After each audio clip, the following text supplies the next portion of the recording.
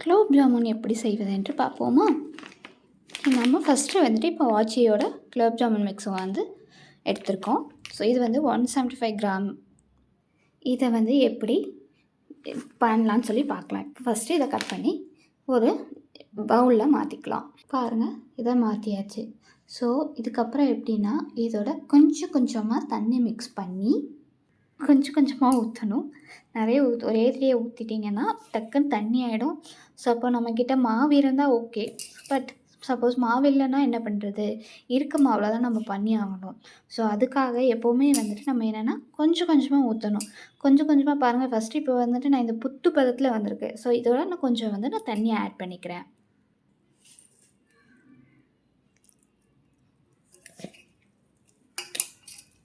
பாருங்கள், இப்போ டக்குன்னு ஊற்றும் ஒரு மாதிரி டக்குன்னு பசையாயிடுச்சு. ஸோ அதனால தான் நீங்கள் வந்துட்டு ஒரேடியாக ஊற்றிட்டிங்கன்னா மொத்தமாக பசை மாதிரி ஆகிடும். அப்படின்னா நம்ம கொஞ்சம் கொஞ்சமாக வந்து அதை இது பண்ணணும்.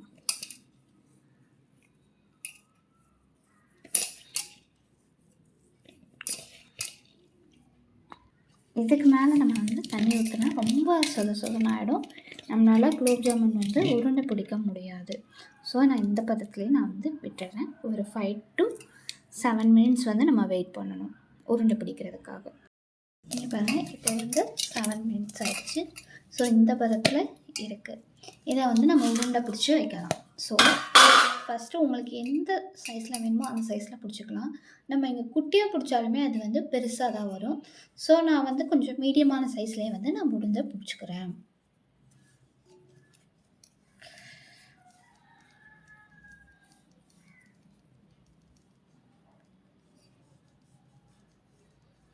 ஸோ இதுவே நமக்கு வந்து பெரிய சைஸில் தான் உங்களுக்கு கிடைக்கும். நான் இந்த சைஸில் பிடிச்சிருக்கேன்.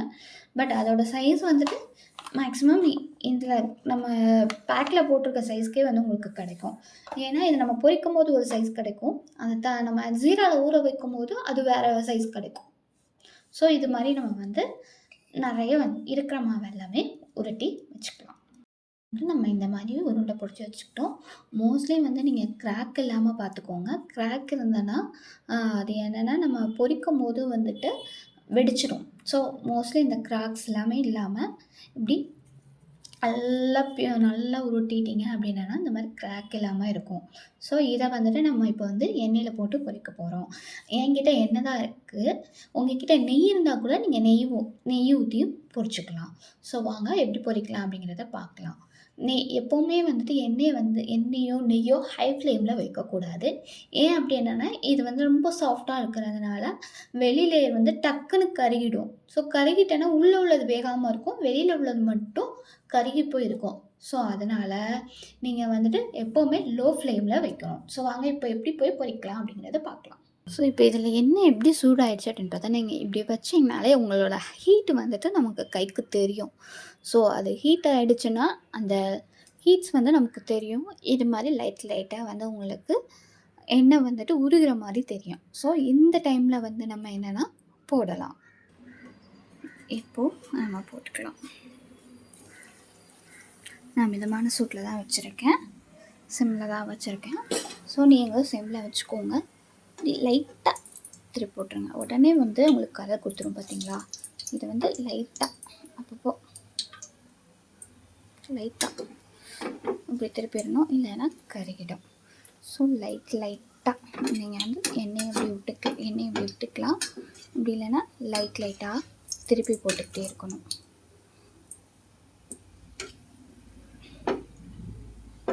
இப்போ நான் எண்ணெய் விட்டுறேன். எண்ணெய் விட்டதுமே உங்களுக்கு இதாகிடும். ரொம்ப நேரம் இருந்தாலும் கருகிடும். ஸோ இதை வந்து நம்ம பொரித்து இப்படி எடுத்துக்கிட்டோம். அந்த பேக்கில் என்னென்னா 175 கிராம் மிக்ஸுக்கு 700 கிராம் வந்து பாகு போட சொல்கிறாங்க. நான் வந்து என்னென்னா அவ்வளோ வேணாம், நமக்கு கம்மியாகவே போட்டுக்கலாம். ஸோ வந்துட்டு நான் ஆல்ரெடி ஒரு டம்ளர் மீன்ஸ் ஒரு 200 சுகர் போட்டுட்டேன். இப்போ அகெயின் வந்து 200 சுகர் நான் வந்து போடுறேன். ஐ திங்க் எனக்கு 400 வந்து போதுமானது அப்படின்னு நான் நினைக்கிறேன். ஸோ வந்துட்டு இப்போ வந்து நம்ம போட்டுட்டு இதை நம்ம காய்ச்ச போகிறோம். நல்லா காய்ச்சணும். அதுக்காக நம்ம வந்து திக்னஸ் பதத்தில் வரணும் அப்படிங்கிறது கிடையாது. நீங்கள் திக்காக இது பண்ணிங்கன்னா நமக்கு பசை மாதிரி ஒட்டிக்கும். ஸோ நீங்கள் வந்துட்டு பசை மாதிரிலாம் ஒட்ட தேவையில்லை. ஓரளவுக்கு சுகர் கரைஞ்சா போதும்.